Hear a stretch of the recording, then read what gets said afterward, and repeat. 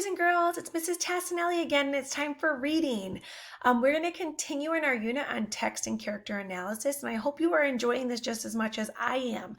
I really love getting into a book and learning about the characters so I can better understand what's going on in the story, better understand their feelings towards each other, and I really love analyzing characters. So I hope you're enjoying this just as much as I am. So, boys and girls, our learning target today is I can notice how the relationships and interactions between characters can teach me more about the characters and events in a story. I'm going to read that again. I can notice how the relationships and interactions between characters can teach me more about the characters and events in a story. So I'm thinking to myself that the relationships are what's going on between two people within the story. Maybe it's a friend to a friend, like August to Summer. We also have our relationship like August and his mom, or August and his sister, or August and his dad. We have many different relationships, August to Mr. Tushman, or August to Mr. Brown. All of those different types of relationships within our stories.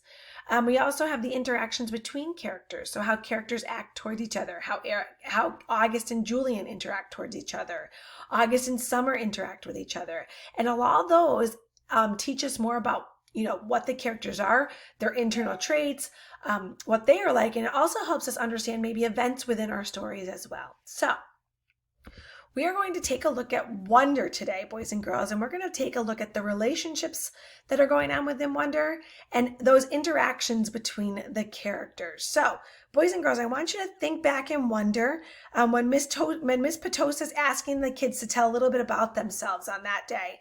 And it's August's turn, and he tells us a little bit about himself. And then Julia ends up asking August why his hair has that tiny beret in the back. And the class learns at that point that August really likes Star Wars. So I want you to listen to page 44 and think about the interactions that are going on page 44. So it says, "Who's your favorite character?" Julian asked. I started thinking maybe he wasn't so bad. Jango Fett. What about Darth Sidious? He said. Do you like him? Okay, guys, you can talk about Star Wars stuff at recess, said Mrs. Petosa cheerfully. But let's keep going. We haven't heard from you yet, she said to Jack. Now it was Jack's turn to talk, but I admit I didn't hear a word he said. Maybe no one got the Darth Sidious thing, and maybe Julian didn't mean anything at all. But in Star Wars Episode 3, Revenge of the Sith, Darth Sidious' face gets burned by Sith lightning and becomes totally deformed. His skin gets all shriveled up and his whole face just kind of melts.